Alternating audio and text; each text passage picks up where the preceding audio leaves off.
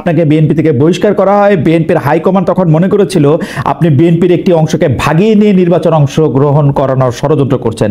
পরে আমরা দেখলাম আপনি ফরহাদ মাজহারের সঙ্গেও নেই বা ফরহাদ মাজহার আপনার সঙ্গে নেই।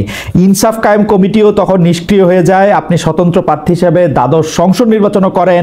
সেই সময়টা নিয়ে কি বলবেন? ফরহাদ মাজহার আর আপনার পথ কখন আলাদা হয়ে গেল? তার সঙ্গে আপনার বিচ্ছিন্নতা তৈরি হলো কেন? বিএনপির প্রসঙ্গেও যদি আপনি একটু বলেন তাহলে আমরা একটু শুনতে পারি বা জানতে পারি। জনাব শওকত মাহমুদ। প্রথমে হচ্ছে 2012 সালে দেশনেত্রী বেগম খালেদা জিয়া ফরহাদ মাজহার এবং আমাকে ডেকে বলেন যে আপনারা পেশাজীবী বা নাগরিকদের জন্য একটা আন্দোলন করে তুলুন, এবং এই আন্দোলনটা আমাদের এই স্বৈরাচারের বিরুদ্ধে একটা ফলপ্রসূ আন্দোলন হিসেবে বিবেচিত হতে পারে। তখন ফরহাদ ভাই এবং আমি এই জাতীয় নাগরিক অধিকার কমিটিটা আমরা ফর্ম করি। কিন্তু 2014 নির্বাচনের পরে সরকারের যে আরো মারমুখী আচরণ এবং মত প্রকাশের স্বাধীনতার ক্ষেত্রে যে সরকার মারাত্মক রকমের যে মানে খড়গ নিক্ষেপ করতে থাকে, সেই পরিপ্রেক্ষিতে আমাদের ভূমিকাটা স্থগিত হয়ে যায়। এরপরে আমরা ইনসাফ কায়েম কমিটি নামে একটা কমিটি করে সেই কমিটিকে আমরা পুনরুজ্জীবন করে আমরা কাজ শুরু করি। এখন ইনসাফ কায়েম কমিটির মধ্যে আমরা যে কথাগুলো বলছিলাম সেটা হচ্ছে যে আমরা রাজনৈতিক দলগুলোকে আমরা উদ্বুদ্ধ করতে চাই একটা গণঅভ্যুত্থানের দিকে, এবং এই গণঅভ্যুত্থানই হতে পারে এই সরকারের বিদায়ের একমাত্র পথ। এবং এই গণঅভ্যুত্থানে আমরা বলেছি যে পেশাজীবীরা, ছাত্র জনতা তারা এই গণঅভ্যুত্থানের সূচনা করতে পারে, কিন্তু শেষে গিয়ে রাজনৈতিক দলগুলোই কিন্তু এই গণঅভ্যুত্থানকে একটা সার্থক পরিণতি দিতে পারে। কিন্তু এরকে নিয়ে বিএনপির মধ্যে এক ধরনের একটা ভুল বোঝাবুঝি সৃষ্টি করা হয়। যেই ভুল বোঝাবুঝির কারণে আমাকে প্রথমে শোকজ করা হয়, শোকজ করার পর আমি জবাব দিই, একবার আবার শোকজ প্রত্যাহার করা হয়, দ্বিতীয়ত আবার শোকজ করা হয় যে আমরা একটি বড় সমাবেশ করেছিলাম, কেন করেছিলাম সেটা কিন্তু আমি বেগম খালেদা জিয়াকে জানিয়ে করেছি, এবং বিএনপির যাদেরকে জানানো প্রয়োজন জানিয়ে করেছি যে আমরা এই ধরনের একটি প্রোগ্রাম করতে যাচ্ছি। কিন্তু তারপরে আমি লক্ষ্য করলাম যে তারা আশঙ্কা করলেন যে তারা বোধহয় বিএনপি ভেঙে আমি একটা নতুন দল করতে চাইছি, এই ধরনের একটা অপপ্রচারও চালানো হয়েছিল। সেই কারণে আমরা তখন আর অগ্রসর হতে পারিনি। এবং আমাকে যখন 2024 সালের নির্বাচনের সময় আগে আমাকে গোয়েন্দা সংস্থা থেকে ডেকে নিয়ে আমার স্ত্রী সমেত বলা হলো যে তোমাকে নির্বাচন করতে হবে, এবং এই নির্বাচন না করলে আমার বিরুদ্ধে 70টি মামলা চালু ছিল, এবং প্রতিটি মামলা, বিশেষ করে বেগম খালেদা যে মামলার আসামি, বাস পোড়ানো, মানুষ মারা, সবগুলোর আসামি ছিলাম আমি, যে তোমাকে জেলে ভরা হবে। এবং আমাকে একটি রায়ের নমুনা কপিও দেখানো হলো, যেখানে যে রায় দেওয়া হবে যে আমাকে জেলে যেতে হবে 10 বছরের কারাদণ্ড, এই ধরনের কিছু। তখন আমার পিছনে কোনো দল নেই, এবং আমি দেখলাম যে আমার নিজের বেঁচে থাকা, এই অত্যাচার থেকে বেঁচে থাকার জন্য আমি স্বতন্ত্র প্রার্থী হিসাবে নির্বাচন করার সিদ্ধান্ত নেই। এই সিদ্ধান্ত নিয়ে ফরহাদ মাজহার ভাইয়ের কাছে যখন আমি আলাপ করি যে ফরহাদ ভাই আমাকে এইভাবে সরকার চাপ সৃষ্টি করছে, এখন আমি কি করব, তখন ফরহাদ ভাইও মানে তারও একটু অনিচ্ছা ছিল যে শওকত কোনোভাবে কি এটা অ্যাভয়েড করা যায় কিনা। আমি আমার পক্ষে সম্ভব না, কারণ আমার পারিবারিক অবস্থান, আমার আর্থিক অবস্থান, আমার রাজনৈতিক অবস্থান সবকিছুই এখন এমন একটা পর্যায়ে চলে গেছে যে আমি এই চাপ সহ্য করতে পারছি না। তখন ফরহাদ ভাই বললেন যে তাহলে আপনি ইনসাফ কায়েম কমিটি থেকে পদত্যাগ করেন, করে আপনার যেটা ভালো মনে হয় সেটা করেন। তখন আমি তার কথায় আমি পদত্যাগ করি ইনসাফ কায়েম কমিটি থেকে। সেই পদত্যাগ করার পর ইনসাফ কায়েম কমিটিও অনেকটা নির্জীব হয়ে পড়ে। কিন্তু আজকে যারা গণঅভ্যুত্থানের যে সফল ছাত্র নেতৃত্ব, এদের একটা উল্লেখযোগ্য অংশ ফরহাদ ভাইয়ের সঙ্গে নিয়মিত যোগাযোগ রাখতো, এবং গণতান্ত্রিক ছাত্র শক্তি নামে তারা ফরহাদ ভাইয়ের এই বিভিন্ন পাঠচক্রে অংশ নিত, এবং ফরহাদ ভাইও তাদেরকে সেই গণঅভ্যুত্থানের ব্যাপারে তাদেরকে উৎসাহিত করতেন, চাঙ্গা করতেন। এরপরে আমরা যখন নির্বাচনের যেই ঘনিয়ে এলো, তখন নির্বাচনে আমি যেতে বাধ্য হই, কিন্তু সরকারের সঙ্গে কোনো জয় বিজয়ের এগুলো নিয়ে কোনো আপোষ ছিল না। আমি কোনোভাবে নির্বাচনে অংশ নিয়ে আমি আবার নির্বাচন থেকে ফেরত আসি।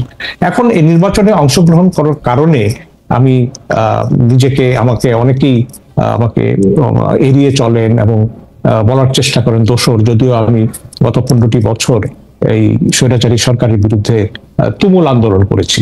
এখন আমার প্রশ্ন হচ্ছে, আমি যেই পরিস্থিতিতে নির্বাচনে যেতে বাধ্য হয়েছিলাম, যে সরকার আমাকে বাধ্য করেছিল, বিএনপি জামাত তো 2018 সালের নির্বাচনে গিয়েছিল।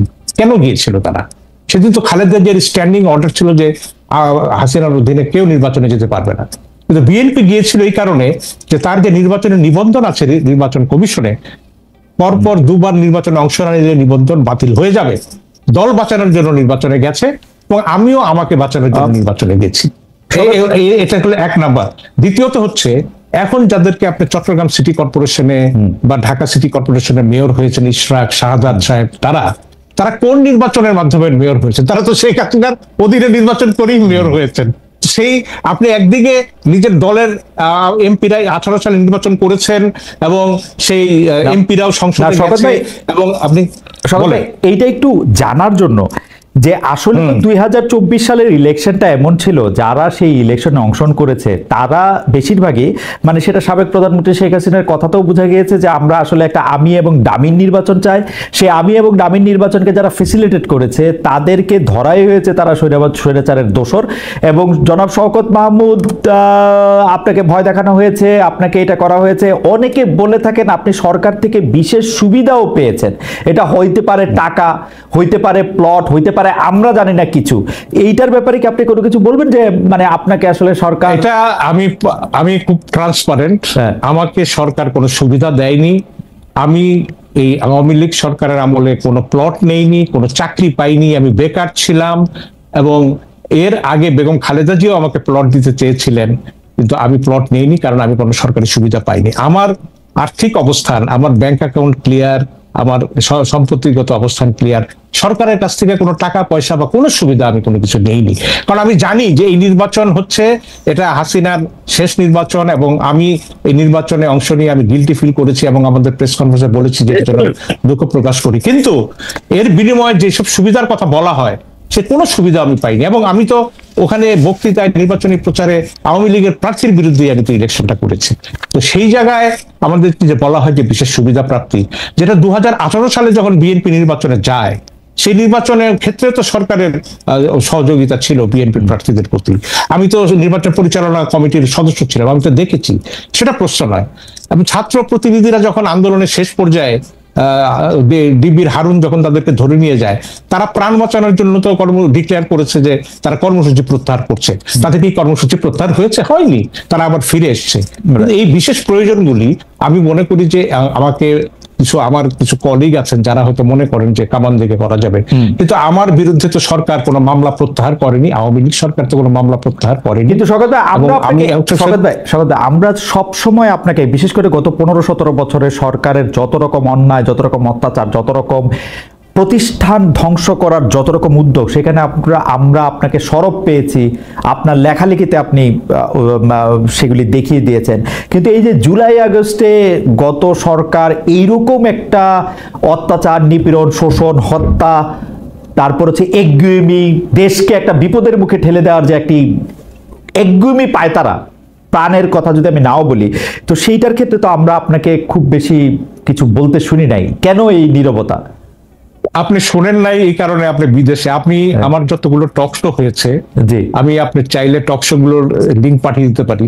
প্রত্যেকটিতে আমি সরকারের তীব্র সমালোচনা করেছি, এবং আমি বলেছি যে সরকার যে এই যে গুন্ডা লেলিয়ে, পুলিশ লেলিয়ে যে ছাত্রদের হত্যা করছে, এটাই কিন্তু সরকারের শেষ সময়।